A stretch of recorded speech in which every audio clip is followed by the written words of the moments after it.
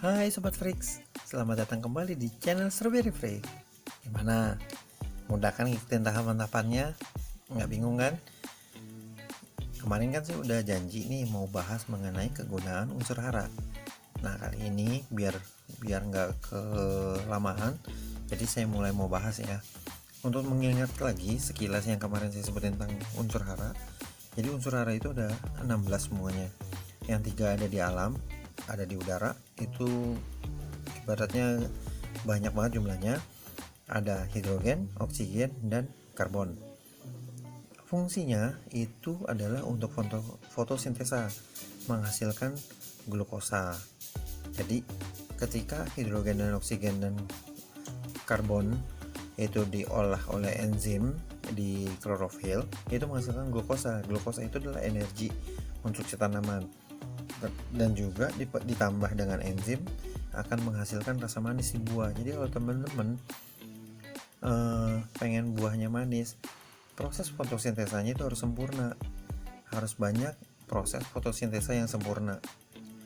Nah, proses fotosintesa yang sempurna itu sangat-sangat tergantung dari sinar matahari, jumlah kandungan hidrogen, oksigen, dan karbon, serta kemampuan si klorofil itu untuk melakukan fotosintesa. Itu yang penting tuh ya.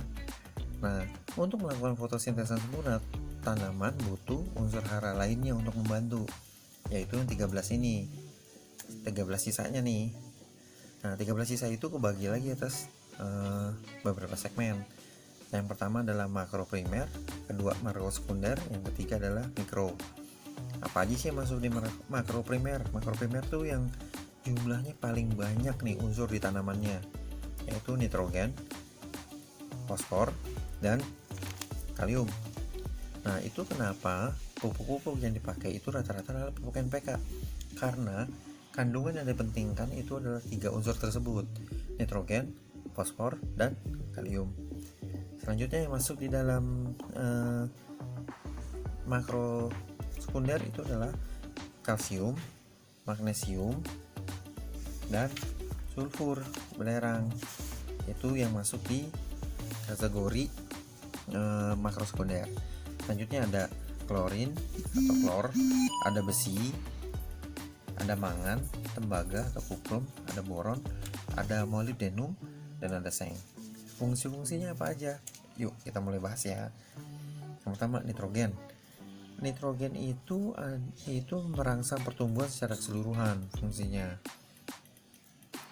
Nah, si nitrogen ini itu juga sebenarnya adalah energi untuk tanaman.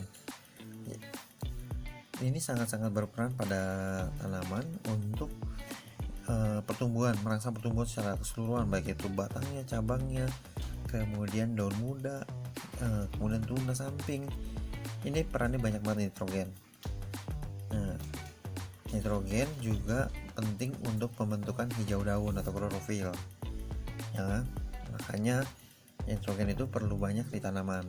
Kedua itu adalah fosfor. Fosfor itu sebenarnya adalah tempat menyimpan energi tanaman.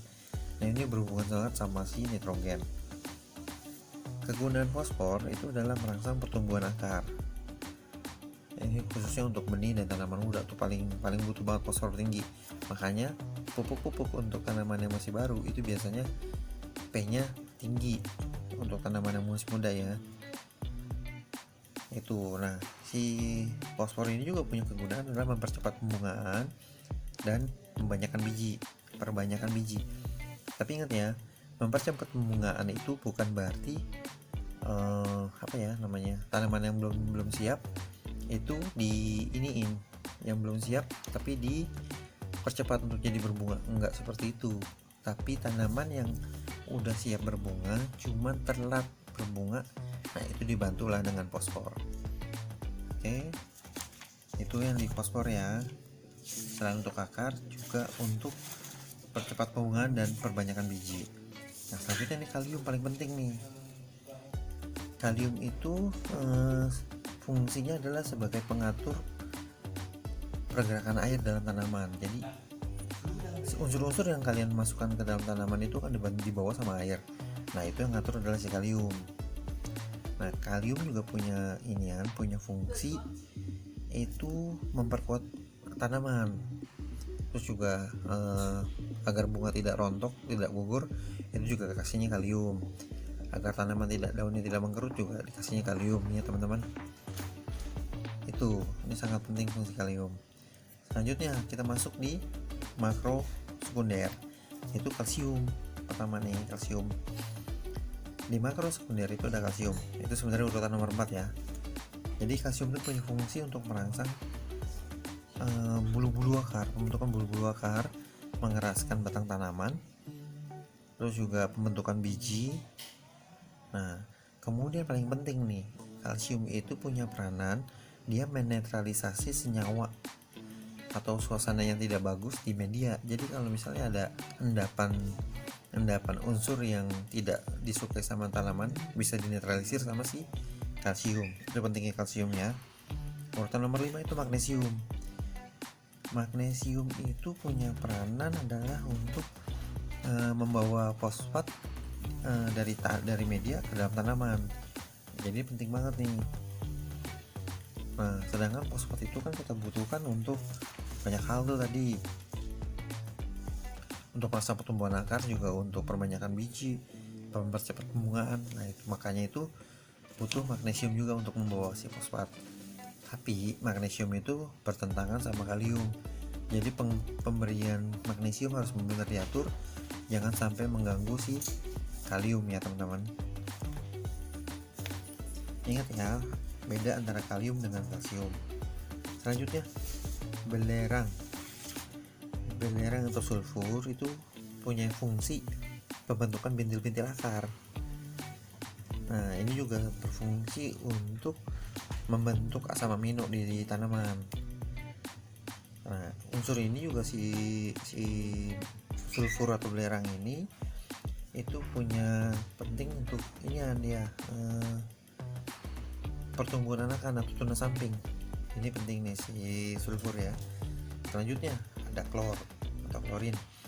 Nah, ini fungsinya adalah untuk menjaga kepadatan jaringan tanaman, atau biasanya dipanggilnya hasil kering. Jadi kalau teman-teman nyambut satu daun kemudian mau dikeringkan, mau dilihat orang daunnya, itulah fungsinya peranan si klor ini. Dia tidak membiarkan si daun itu menjadi cepat busuk.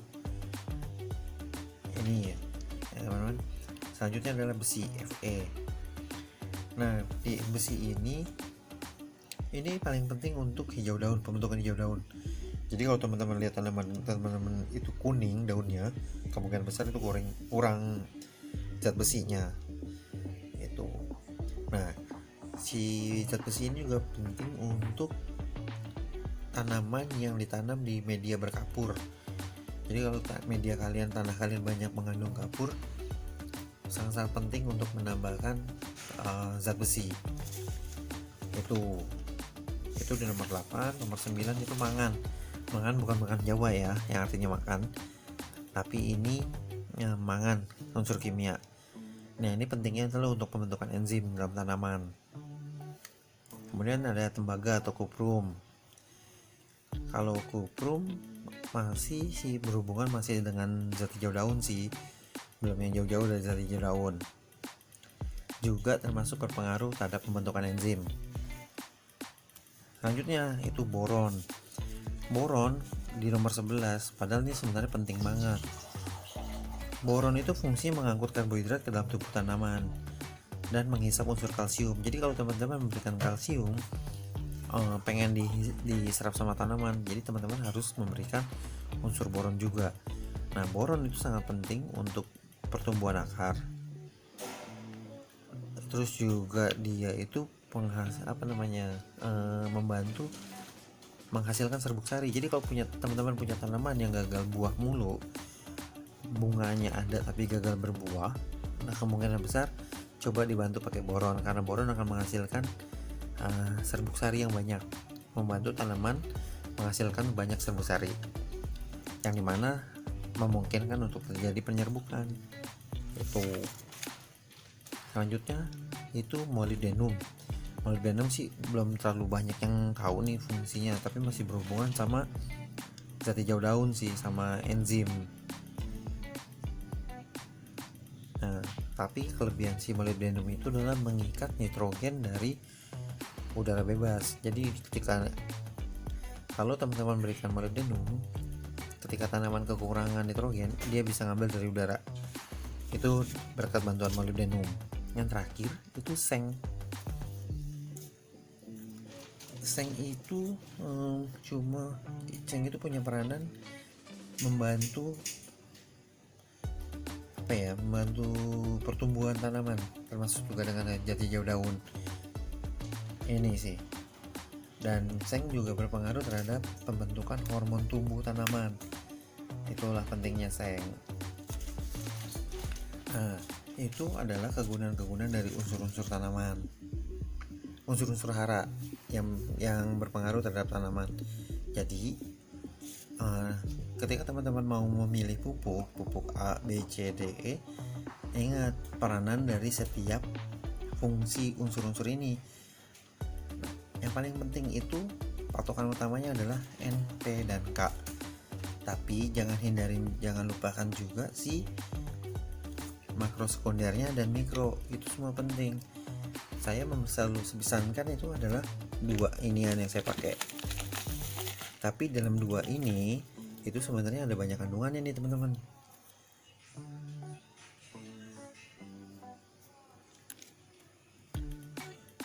Nah, bisa kelihatan nggak ya? Tuh, di dalam brand yang ini tertera ada banyak nih. Ada kalsium, ada magnesium, sulfur, ada boron, ada koper, Fe, ada mangan, ada molybdenum, ada zinc. Jadi kenapa saya pilih pupuk ini? Karena pupuk ini udah ada kandungannya lengkap juga nih ternyata, gitu teman-teman. Mungkin banyak yang bilang cuma NPK aja. Memang sih ini pupuk NPK, tapi kandungannya ada lebih banyak. Oke, itu aja teman-teman yang saya mau kasih tahu. Jadi coba untuk racik pupuk sendiri, ya kan. Jangan tanya pupuk mana yang baik. Semua pupuk dasarnya baik, tergantung kandungan yang mau kalian berikan ke tanaman. Ingat lagi, belajar juga tentang morfologi tanamannya. Jadi tanamannya itu jenisnya apa sih, kebutuhannya apa. Nggak semua tanaman itu bisa kalian berikan pupuk yang sama ya. Itu teman-teman. Oke teman-teman, itu aja di episode kali ini. Untuk episode yang selanjutnya kita mau bahas mengenai tindakan yang perlu dilakukan pada tanaman strawberry. Yang pertama itu adalah pruning. Jadi episode berikutnya saya akan bahas mengenai pruning. Sampai jumpa teman-teman.